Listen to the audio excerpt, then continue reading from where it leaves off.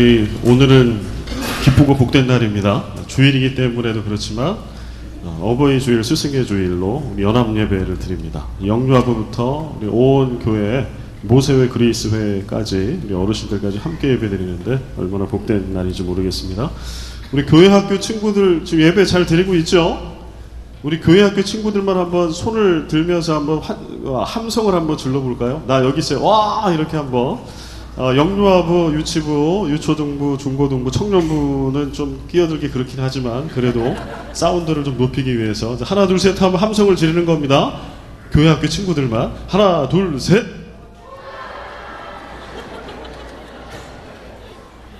우리 부모님들을 좀 혼나셔야 될 것 같아요. 애들 왜 밥을 안 먹이세요? 아침을 다 굶었어요. 다시 한번 아침 먹은 친구들은 힘차게 하나 둘 셋. 예, 훌륭합니다. 우리 지금 함성을 지른 친구들에게, 교회 학교 친구들에게 제가 질문을 한번 해볼게요. 만약에 이런 직장이 있다라고 하면, 이런 회사가 있다라고 하면, 여러분 다닐 의향이 있는지, 나는 그 회사 다닐 거다, 말 거다, 한번 생각을 해보십시오. 이 회사는요, 하루 3끼 밥을 다 제공을 해줍니다. 한 끼가 아니라 3끼. 간식도 줍니다. 학비도 주고 유학을 가면 유학비도 지원을 해줍니다. 숙소 제공은 말할 것도 없습니다. 잠자리, 아프면 병원비도 제공을 해줍니다. 물론 필리핀은 이 사계절이 없긴 하지만 사계절 옷, 가방, 일철 다 피복과 의류를 다 제공해줍니다. 그럼 무슨 일을 하냐? 이 정도 제공해주면은 뭐 복잡한 일을 해야 될 것 같죠? 아무 일도 안 해도 돼요. 그냥 뭐 왔다 갔다 이렇게 하시면 됩니다. 이런 직장, 이런 회사 나는 가고 싶다! 한번 손 한번 들어보죠. 우리 교회 학교 친구들. 네. 손을, 네. 아빠가 손 들고 있어요. 네, 이런 직장은 세상에 사실 없죠. 이것은 사실 직장이 아니라 집입니다. 가정. 우리 자녀들, 우리 교회 학교 친구들, 집에서 아무 일 하지 않고 그냥 여러분 공부만 하잖아요. 그런데 뭐 하루 3끼 밥 다 줘요. 간식도 주고 유학비도 대주고 모든 거 다 제공해줘요.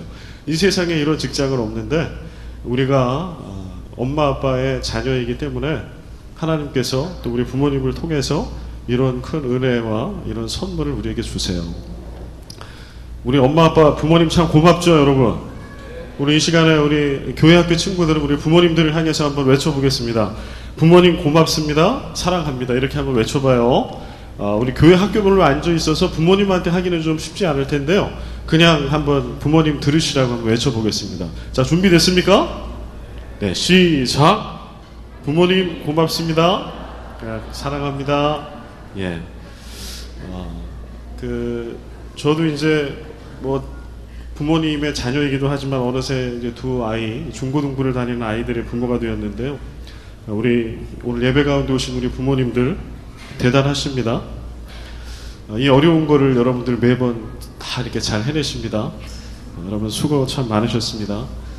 우리 자녀들이 아직 어려서 부모님들에 대한 사랑을 다 표현하지 못할지라도 자녀들의 마음속에 분명히 부모님을 향한 감사와 사랑의 마음이 분명히 있을 겁니다. 그리고 무엇보다 우리 자녀들의 먼저 부모님 되신 우리 아버지 하나님께서 여러분들의 수고와 노고를 기억하시고 칭찬하실 줄 믿습니다. 또 우리에겐 또 영적 부모님들이 계시죠. 어떠한 월급도 받지 않고 어떠한 관계도 있지 않지만 내 자녀처럼 신앙교육, 말씀의 교육을 가르쳐 주시는 우리 선생님들, 우리 선생님들도 우리 고마워야 해야 되겠죠. 우리 선생님들한테는 학부모님들도 고마워해야 되니까 우리 선생님 고맙습니다, 사랑합니다. 우리 이걸 모두 다 같이 한번 해볼까요? 시작.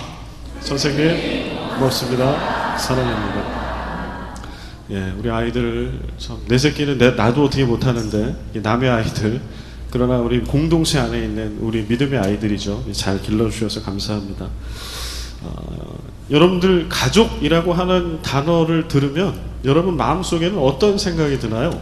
가족, 한 가족, 우리는 한 가족이다. 이것은 믿음 안에 한 가족 공동체 아니고요. 진짜 우리 집안을 얘기하는 겁니다. 혈연 관계, 우리 집, 한 가족. 그럴 때 여러분 마음에 갑자기 따뜻해지고 가족 좋지, 돌아가고 싶고 사랑스럽고 이런 마음이 드세요? 아니면은 가족, 우리는 한 가족이야 그러면 갑자기 마음이 막 갑갑해지면서 가족이래 뭐 이런, 혹시 이런 상처 때문에 이런 마음이 드시는 분 혹시 계십니까? 여러분은 어느 쪽이십니까? 혹시 여러분 중에 가족이다, 우리는 한 가족이다라고 했을 때 마음에 좀 갑갑함이 있는 분들이 계실지 모르는데요, 저도 그 중에 한 사람이고요. 그럴 때 여러분들 너무 괴로워하지 마십시오. 나만 비정상 아니야? 그렇지 않습니다. 이제부터 말씀을 드릴 텐데, 우리가 가족이라고 할 때는 두 가지 면을 다 가지고 있어요. 가족은 먼저 실로 엄청난 기적을 담고 있어요. 우리가 한 가족이라고 할 때 그 안에는 엄청난 기적을 담고 있습니다. 우린 이것 때문에 한 가족이다, 가족이라는 단어를 들으면 마음이 따뜻해지고 편안해지는 것이에요. 아까 제가 서두에도 말씀드렸지만, 만약에 이것이 직장이고 회사라고 그러면 이거를 이렇게 아무런 대가 없이 다 제공해 줄 회사와 직장이 있을까요? 하루 세 끼 밥에다가 옷에다가 잠자리에다가 학비에다가 병원비에다 모든 거를 다. 그런데 기대하는 건 없어. 그냥 건강하게 잘 자라만 다오. 여러분, 이런 직장이 있으면 말 좀 해주세요. 저도 이걸 쓰면서 이런 데 있으면 내가 다녀보고 싶다. 그런데 돌이켜보니까 저희 부모님이 저에게 이 모든 것들을 대가 없이 조건 없이 다 주셨더라고요. 지금 제가 이제 47인데 올해 뭐 40대 중반 후반을 향해 가는데도 지금도, 어제도 통화했는데 어버이날이라고 지금도 걱정하세요. 밥은 먹냐? 날은 더운데 어떻게 잘 있냐? 이 부모님 기적이죠. 제가 저희 부모님의 아들이 되기 위해서 시험 본 적이 없어요. 매년 그 아들의 권리를 유지하기 위해서 자격시험을 본 적이 없다고. 그런데 매해 그 엄청난 것들을 그냥 무상으로 계속해서 주세요. 지금까지. 아마도 살아계시는 동안 내내 저에게 저희 부모님은 그 사랑을 주실 겁니다. 그리고 우리는 때때로 다투기도 하고 마음에 상처가 있을지 몰라도 그저 그렇게 아침에 헤어졌다가 저녁에 다 한자리에 만나고 한 식탁에 만나면 그냥 사랑스럽잖아요. 내 새끼고 내 부모님이고 내 가족이기 때문에. 이게 기적이 아니고 뭐겠습니까? 이 세상에 존재하는 관계 속에 가족 관계 같은 것은 가족 이외에는 절대 존재하지 않습니다. 대가 없는 관계요. 그래서 가족이라고 하는 것은 그 안에 엄청난 기적을 담고 있어요. 이것은 하나님의 선물이고 하나님의 은혜입니다. 은혜의 뜻은 값없이, 받을 자격 없는 자에게 값없이 주시는 하나님의 사랑, 이것을 은혜라고 합니다. 우리는 자녀로서 받을 그런 모든 것들을 부모께 받을 자격이 없는 자들, 우리는 우리의 자녀들에게 엄마, 아빠라고 하는 존경 어린 그러한 소리를 들을 자격이 참 부족한 그런 부모죠. 그럼에도 불구하고 하나님의 은혜로 우리가 한 가족이 되었고, 우리는 남편이 되고 아내가 되고 부모가 되고 자녀가 된 것이에요. 이것은 긍정적인 면. 그런데 또 하나는요, 우리가 가족이라고 할 때 긍정적인 면만 있지 않아요. 이 안에 엄청난 아픔을 가족이기 때문에 담고 있습니다. 누구나 상처가 있습니다. 이 자리에 상처가 없는 분은 아무도 없을 겁니다. 그리고 이 땅에서 인간으로 살아간다라고 하는 말은 상처를 주고 상처를 입으며 살아간다라고 하는 말과 같습니다. 어린아이가, 갓난아기가 딱 태어날 때 인간의 존재로 처음 세상을 만나는 거잖아요. 인간이 경험하는 것 중에 가장 먼저 이 세상에 나올 때 경험하는 감정, 느낌은 뭘까요? 아기가 태어날 때 어떻게 하고 태어나요? 막 활짝 웃으면서 부모님, 엄마, 아빠 보고 싶었어요, 뭐 이러고 태어나나요? 아니면 만세 막 이러면서 태어나나요? 어떻게 태어나요? 저도 태어났을 때 뭐 기억은 없습니다. 그러나 아이들이 태어나는 걸 보니까 다 울면서 태어나더라고. 응애! 막 이러면서 울면서 태어나요. 우리 목소리가 아까 제일 컸던 유치부 친구들, 우리 유치부 친구들은 엄마 뱃속에서 빡 나올 때 어떻게 나왔어요? 응애! 하고 울면서 나온 친구 한번 손 들어보자. 네, 한 명 들었네. 네. 모르지만 우리는 다 그렇게 태어났어요. 응애 하면서. 왜 울까요? 그 의사들이 얘기하더라고요. 의사 선생님들이 고통 때문에 그렇다는 거예요. 기압이 달라서 엄마 뱃속에, 양수 속에 있다가 세상에 탁 나오면 고통스럽다는 거예요. 아파서. 이것은 큰 의미를 가지고 있습니다. 우리가 귀한 생명을 가지고 이 땅에 태어나고 누군가의 아빠가 되고 엄마가 되고 아들이 되고 딸이 되는 그것이 가족이지만, 인생이라고 하는 것은 고통과 아픔으로부터 시작해요. 이것은 하나님께서 우리에게 주신 큰 교훈입니다. 우리는 부모 자식 간이지만 상처를 주고 상처를 받습니다. 심지어는 부부들도 그래요. 여기서 결혼하신 분들, 나는 사랑을 안 했는데 어쩔 수 없이 결혼했다. 여기서 손드는 분은 진짜 심각하신 분입니다. 지금 다행히 한 분도 안 계시네요. 예. 저도 결혼할 때요, 죽고 못 살아서 결혼했어요. 제가 몇 번 그전에도 말씀드렸지만 결혼할 때 사랑하니까 결혼합니다. 그러나 사랑하기 때문에 눈에 들어와도 아프지 않을 정도로 사랑하고 내 반쪽이고 내 분신이기 때문에 내가 그를 위해서 뭐든지 다 해줄 수 있어서 결혼했지만 결혼해서 살아가다 보면 어느새 원망이 쌓이고 상처가 쌓이고 사랑하는 그 사람이 원수가 돼서 내 마음을 후벼 파는 때를 우리는 경험하게 됩니다. 영상을 한번 잠깐 보실까요? 이 부부도 사랑해서 결혼했어요. 그런데 어느 날 이런 일이 발생합니다. 습니다. 그저 바라보기만 해도 행복했던 꿈 같은 시절. 하지만 달콤한 꿈이 악몽으로 변해가는 데는 그리 오랜 시간이 걸리지 않았습니다. 대화가 안 되잖아요, 서로. 빙빙 돌잖아. 당신한테 있어서 내가 우선순위가 얼마나 되는데. 왜 나랑 결혼했어? 그냥 어머니랑 죽을 때까지 같이 살지. 와 진짜 사람 고집이 완전 똥고집이다. 나는 그럼 여기서 숨도 못 쉬고 살아? 숨도 못 쉬고 사는 게 아니라 어머니가 만약에 어디 아프시고 힘드시면 어떡하지? 제가 물어봤어요. 그랬더니 진짜 1초의 망설임도 없이 이제 당연히 내가 모셔야 되지. 그러냐고. 진짜 그 말에 정말 확 갔거든요. 결혼하고 나서 어머니가 집에 오셔야 되는데 늘 반대했어요. 믿음이 가고 어느 정도의 애정도 있었고 그냥 이 사람이다 싶어서 결혼한 건데 결혼 전에는 제가 사랑받았다고 생각했던 부분이 결혼 이후에는 그게 경멸로 변하더라고요. 눈만 마주치면 서로에게 비수의 칼날을 꽂는 두 사람. 이 부부에겐 무슨 일이 있었던 것일까요? 살지 마 그러면. 예, 무슨 일이 있었던 것은 나중에 보도록 하겠습니다. 이 둘도 사랑했어요, 그죠? 인터뷰한 걸 보면 서로 사랑했습니다. 그러나 지금 결혼한 지 6년이 된 부부인데요. 지금은 그 사랑이 경멸로 바뀌어 있다라고 그렇게 이야기합니다. 우리는 때때로 좋은 의도로 상대방에게 말을 하고 행동을 합니다. 그런데 그것이 우리에게 좋게 돌아오지 않을 때가 있어요. 내가 이해받지 못하고 무시당한다라고 생각될 때가 있어요. 그럴 때 우리는 상처받습니다. 특별히 부부관계에 또 그런 일들이 많이 있죠. 근데 가족관계에 이런 일들이 많이 생기는데요. 가족관계와 다른 이 땅에 존재하는 다른 관계에 가장 큰 차이점이 있습니다. 우리는 인간이기 때문에 상처를 주고받지만 가족관계 안에 갖고 있는 특殊성 때문에 우리는 더 큰 상처를 받아요. 그것은 무엇인고 하니 다른 관계는 피해갈 수가 있어요. 내가 이 사람이 좀 마음에 안 들어. 그러면 친구라고 하면 안 만나면 돼요. 뭐 직장 상사나 누가 된다라고 하면 그냥 뭐 형식적으로 대하면 돼요. 그러나 가족관계라고 하는 것은 죽을 때까지 끊을 수가 없어요. 피해갈 수가 없어요. 남편과 아내가 한 이불을 덮고 한 가정에 사는데 마음에 안 든다고 그래서 싸울지언정 도망가거나 피해갈 수가 없습니다. 우리는 그것을 이혼이라고 얘기하죠. 성경은 이혼을 금하고 있어요. 옳지 않다고. 내 부모님이 좀 내 성에 안 찬다고 그래서 내 부모님을 버리고 그 다음날 옆집 아저씨한테 갈 수가 없어요. 내 자녀들이 마음에 안 든다고 그래서 내 자녀들 그냥 너는 이제 호적을 파 정리하자. 그리고 내 마음에 드는 내 친구의 누구 아들을 내 아들로 삼을 길이 없어요. 그래서 때때로 가족이기 때문에 여전히 상처를 주고받을 때 피할 길이 없다라고 하는 것이죠. 이것이 가족관계가 기적이기도 하지만 가족관계는 큰 아픔과 큰 고통을 가져다주는 관계이기도 한다라고 하는 것이에요.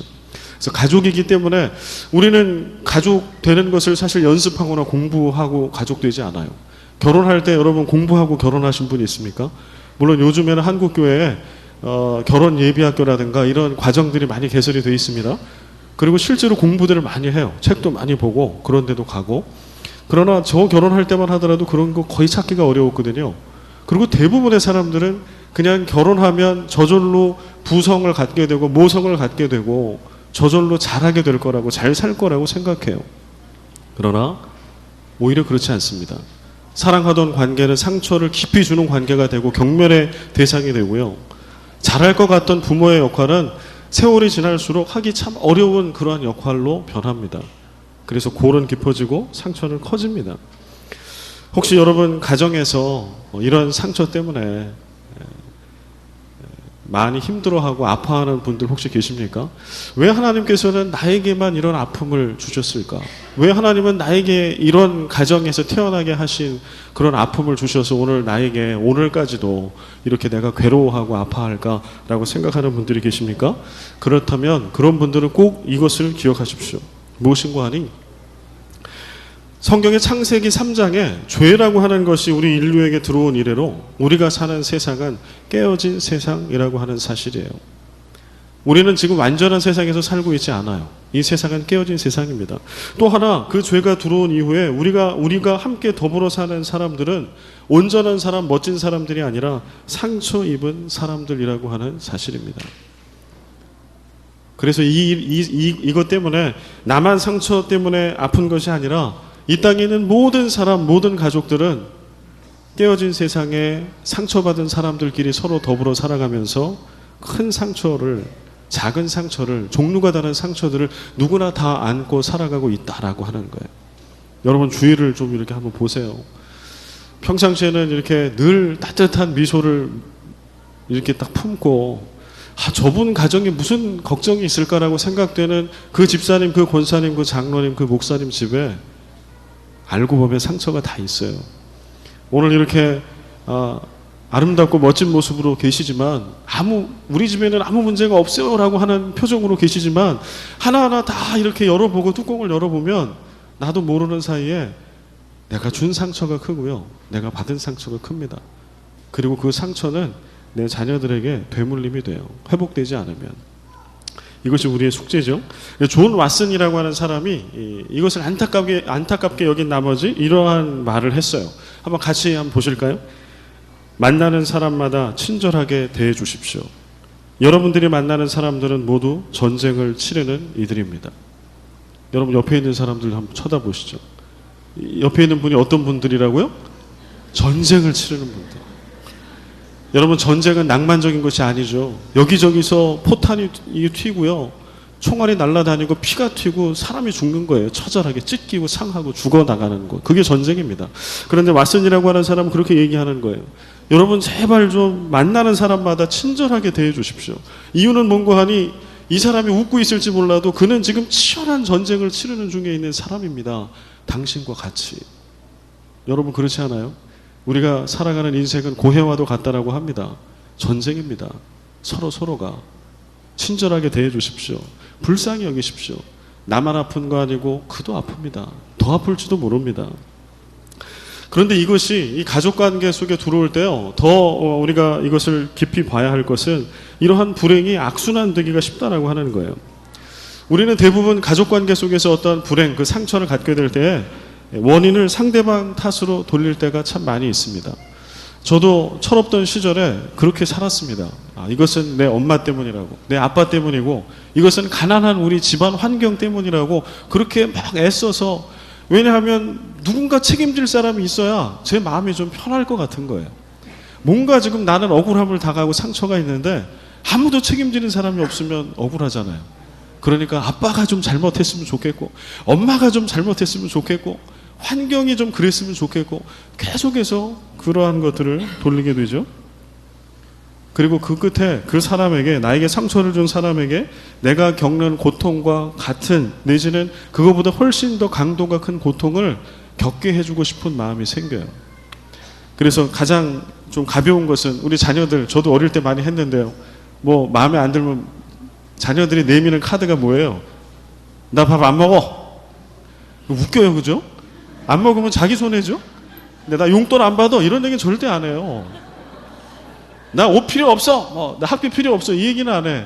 나 밥 안 먹어. 왜 그럴까요? 본능적으로 아는 거예요. 내가 밥을 안 먹으면 엄마가 마음이 힘들거든요. 내가 지금 엄마 때문에 받은 상처와 아픔을 고스란히 내가 갚을 수 있는 거예요. 밥을 안 먹어 할 때 엄마의 반응을 보면 참 약어요, 우리 아이들은. 근데 어떡합니까? 부모가 됐는데 제가 그랬거든요.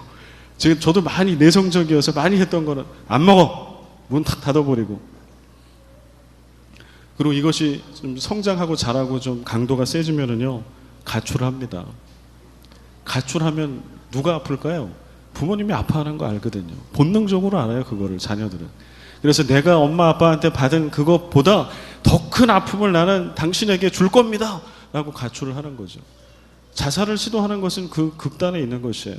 내 생명을 끊는 것을 통해 두렵죠.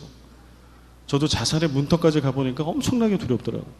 그런데 그럼에도 불구하고 자살까지 간 사람들은요, 그걸 통해서 자기를 아프게 했던 누군가에게 사랑하는 사람을 잃어버리는 그 정도의 아픔을 이게 주고 싶은 거죠. 우린 이래요. 이렇게 하면서 우리의 아픔은 내 부모에게 받았던 아픔이 내 자녀들이 겪었던 아픔이 그 다음 세대들에게 전수되고, 내가 받았던 것은 그 다음에 또 상대방에게 또 되돌려주면서 우리는 불행의 악순환을 깰 수가 없게 되는 것이죠. 그 다음에 또 하나는요, 오늘 모든 일이 순조롭고 행복한데 그럼에도 불구하고 관계가 악화되는 경우가 있어요. 그것은 무엇인고 하니 치유되지 않은 과거의 상처가 있을 때 그렇습니다. 제가 들었던 한 케이스는요, 어렸을 때 부모님에게 버림을 받았어요. 부모님들이 엄마 이렇게 살기 힘들다고 뛰쳐나갔고요. 아빠도 이제 술이 아주 고주망태가 돼가지고 자녀 교육에 관심이 없이 그냥 그렇게 떠나가셨어요. 어렸을 때 부모로부터 버림받은 이 딸인데, 이 자매인데요. 이 자매가 나중에 이제 이성교제를 하고 결혼해야 되는데 정상적인 관계를 갖지 못하는 거예요.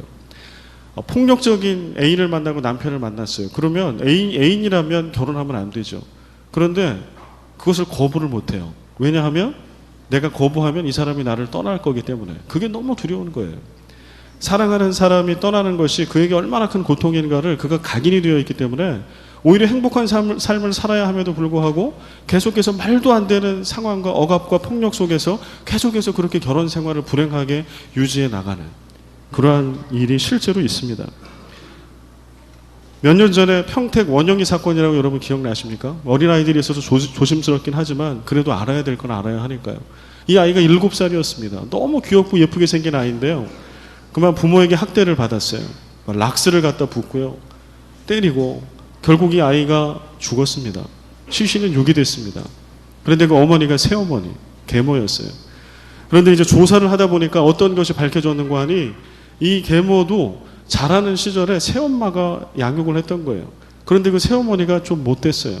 그래서 아이를 학대하고 아이를 때리고, 그래서 이 지금 살인자가 된 거죠. 이 아이를 죽인 이 엄마가 경찰에서 어떤 얘기를 했는가 하니, 저는 이렇게 아이가 잘못할 때 때리면서 교육을 하는 것이 틀린 거고 나쁜 거라고 하는 것을 몰랐습니다. 왜냐하면 자기가 그런 교육을 받았기 때문에. 아이를 바로 키우기 위해서는 아이를 때려도 된다고 생각했다는 거예요. 때때로 우리는 치유되지 않은 상처 때문에 행복한 일상 속에서 누군가에게 불행을 가져다 주는, 그리고 내 스스로도 행복을 누리지 못하며 살아갈 때가 참 많이 있습니다. 여러분, 세상에서 가장 하기 어려운 것이 2가지가 있다고 그래요. 그 중에 첫 번째는 죄 짓지 않고 사는 거예요. 여러분, 이거 어렵죠? 우리가 그리스도인이 되고 은혜를 받고 뭐 목사가 되고 뭐가 되더라도요, 죄 짓지 않고 살기가 불가능해요. 둘째는 무엇인가 하니 내게 상처 준 사람을 용서하며 사는 것. 이게 너무 어려운 거예요. 그래서 어떤 심리학자는 이렇게 얘기합니다. 용서하지 못하는 마음, 증오심, 용서하지 못해서 내 안에 증오심을 가지고 사는 마음, 원수를 갚아야 되겠다라고 하는 마음을 갖고 있는 사람은 마치 뭐와 똑같는가 하니 아주 빨갛게 새빨갛게 달궈진 돌멩이. 근데 이 돌멩이는 어떤 돌멩이인가 하니 나에게 상처 준 사람에게 집어 던져서 그를 맞춰서 보복하려고 하는 돌멩이인데요. 그 돌멩이를 가슴에 품고 사는 것과 같다라고 얘기해요. 여러분, 빨갛게 달궈진 큰 돌을 가슴에 안고 살면 어떻게 될까요? 언젠가 그 돌로 나를 아프게 한 사람을 내려치면 좀 후련할지는 몰라도 품고 있는 내내 나는 타는 거예요. 나는 상처받는 거예요. 심리학자가 표현한 적절한 비유입니다. 그런데 우리는 잘 용서하지 못해요. 여전히 아픔을 가지고 살아요. 성경은 뭐라고 얘기하고 있을까요? 우리는 그리스도인이니까, 오늘은 어버이 주일이고 스승의 주일이니까 말씀 속으로 가기를 원합니다. 먼저 에베소서 4장 32절 말씀을 우리 함께 보겠습니다. 에베소서 4장 32절 같이 한번 읽어볼까요? 시작. 서로 친절하게 하며 불쌍히 여기며 서로 용서하기를 하나님이 그리스도 안에서 너희를 용서하심과 같이 하라. 아멘. 여기도 아까 제가 한번 어떤 왓슨이라고 하는 사람의 그 글을 인용해 드렸잖아요. 아마 그 사람 크리스찬일 거예요. 좀 성경 말씀을 인용하고 있어요. 서로 친절하게 하며 불쌍히 여기며 서로 용서하라. 어떻게 하라고요? 친절하게 불쌍히 여기고 서로 용서하라. 우리 같이 한번 따라서 해볼까요? 친절하게 하며 불쌍히 여기며 용서하라. 그런데 어떻게 해요? 서로. 왜요? 우리는 모두 다 상처를 가지고 살아요. 나 혼자만 아픈 것이 아니고 나 혼자만 어떠한 아픔을 겪고 있는 것이 아닌 거예요. 다 부족해요. 아까 제가 말씀드린 것처럼 창세기 3장 죄가 인류 가운데 이 세상 가운데 들어온 이후에 우리는 깨어진 세상에 살고요. 상처 입은 사람들 사이에 살아갑니다. 우리는 매일매일 전쟁과 같은 일상을 치러내면서 살아갑니다. 우리는 불쌍한 존재, 연약한 존재들입니다. 그래서 서로가 서로에게 친절하게 해줘야 돼요. 오늘 살아갈 힘과 용기를 그에게 북돋워 줘야 돼요. 그를 불쌍히 여겨야 돼요. 그를 용서해야 돼요. 타인이라도 그럴진데 그가 내 남편이에요. 그가 내 아내예요. 그가 내 부모고 그가 우리의 자녀들이에요. 어떻게 해야 할까요? 친절하게 불쌍히 여기고 서로 용서하고. 그런데 여기서 그치는 게 아니라 주님께서는 그 다음에 중요한 말씀을 해주세요. 무엇인가 하는 용서를 말씀하시면서 하나님이 그리스도 안에서 너희를 용서하심과 같이 하라. 하나님이 그리스도 안에서 우리를 용서해 주신 그 사랑은 어떤 사랑일까요? 로마서 5장 8절 말씀에 보면 그 사랑이 어떤 사랑인지 알 수 있습니다. 우리 같이 한번 읽어볼까요? 우리 교회학교 친구들도 우리 큰 목소리로 같이 한번 읽어봅니다. 시작. 우리가 아직 죄인 되었을 때 그리스도께서 우리를 위하여 죽으심으로 하나님께서 우리에 대한 자기의 사랑을 확증하셨느니라. 하나님이 그리스도 안에서 예수 그리스도의 십자가 안에서 우리를 용서하신 것과 같이 용서라고 하셨는데 그리스도 안에서 십자가 안에서 우리를 용서한 그 용서는 조건 없는 용서예요. 왜냐하면 우리가 죄인 되었을 때 용서해 주신 거니까. 우리가 천하의 죄인 중에 괴수 되었을 때에 살인자가 되었을 때에 예수님께서 십자가에 달려 나를 위해 죽어주신 거예요. 너희들도 그렇게 용서하라. 그러면 어떻게 용서하라는 거예요? 조건 이씨 용서하라는 거예요? 조건 없이 용서하라는 거예요? 조건 없이 용서하라. 우리는 자꾸 이것을 잊어버려요. 가족관계임에도 불구하고 잊어버려요. 우리는 이 자리에 있는 우리 모두는 예수 그리스도의 조건 없는 십자가의 사랑을 다 받은 사람들이에요. 그 십자가는 조건이 없어요. 우리가 십자가의 은혜를 그 사랑을 받을 조건이 만약에 걸렸다라고 하면 70억 인구 중에 구원받을 자는 아무도 없어요. 오늘 예배드릴 사람은 아무도 없어요. 우리는 그 십자가 용서의 사랑, 그 십자가의 능력을 이미 받은 사람들입니다. 그래서 하나님은 말씀하세요. 주님은 말씀하세요. 너희들도 살아갈 때에 가족이라 할지라도 상처를 주고받을진데 그럴 때에 내가 십자가의 예수 그리스도 아들 예수 그리스도를 통하여 너희를 용서한 것 같이 그를 바라보지 말고 십자가를 바라보고 그 사랑을 기억하고 용서하라. 이게 하나님의 당부입니다. 오늘 본문 말씀 누가복음 11장 4절은요. 주기도문의 말씀이에요. 주기도문. 누가복음에 있는 주기도문. 마태복음과 누가복음의 주기도문이 있는데 특별히 누가복음에 있는 주기도문 말씀인데요. 우리가 잘 암송하고 있죠. 이 말씀은 이렇게 씁니다. 우리가 우리에게 죄 지은 모든 사람을 용서하오니 우리 죄도 사하여 주시옵고 우리를 시험에 들게 하지 마시옵소서. 예수님이 가르쳐 주신 기도. 예수님도 뭐라고 말씀하시는고 하니 우리의 죄를 용서해 주시는 것과 우리가 우리에게 잘못하고 상처 준 모든 사람을 용서하는 것을 같이 놓고 있어요. 이 얘기는 너희들에게 상처 준 사람을 용서하지 않으면 나도 너희를 용서하지 않을 거야 라는 말씀이 아니에요. 왜냐하면 우린 이미 용서를 받았잖아요. 우리는 십자가의 사랑으로 이미 모든 사람이 예수 그리스도를 믿는 순간에 다 용서받았어요. 그러면 이 말씀의 뜻은 무엇일까요? 우리가 십자가의 능력과 사랑으로 저주의 고리를 끊고 용서의 나라, 화해의 나라인 하나님의 나라를 우리의 일상 속에서 매일매일 살아가기를 우리 주님은 원하시는 거예요.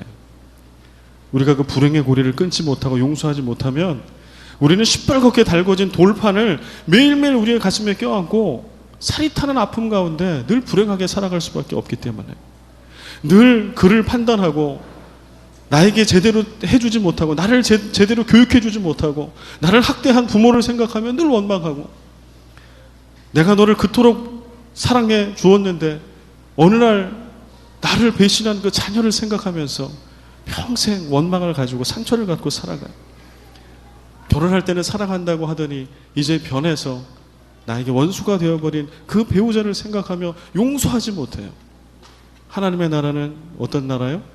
용서의 나라, 화해의 나라. 그래서 하나님의 나라에는 싸움이 없는 거예요.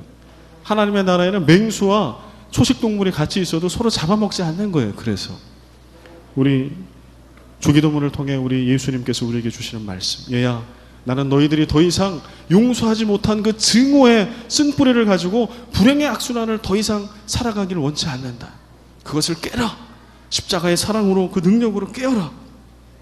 왜냐하면 그렇게 용서하지 못하면 우리는 십자가의 은혜를 이미 받았으나 전혀 받지 않는 자처럼 살게 되기 때문에 그렇습니다. 하나님의 나라의 백성이 이미 되었으나 전혀 그렇지 않은 자처럼 비은혜 속에 살아가게 되기 때문에 그렇습니다. 결국 오늘 누군가에 받은, 특별히 가족에게 받은 상처 때문에 오늘 내가 불행한 삶을 살아가는 것, 이것은 어떤 사람이나 환경의 문제가 아닙니다. 그것은 내 문제. 다시 얘기하면 내 믿음의 문제. 내가 십자가의 그 사랑을 믿고 붙들고 그 십자가 아래에서 나에게 상처를 준 그 부모와 그 자녀와 그 배우자를 내가 용서하기로 결단할 건가요? 그리고 용서와 화해의 나라, 하나님의 나라를 살 건가요?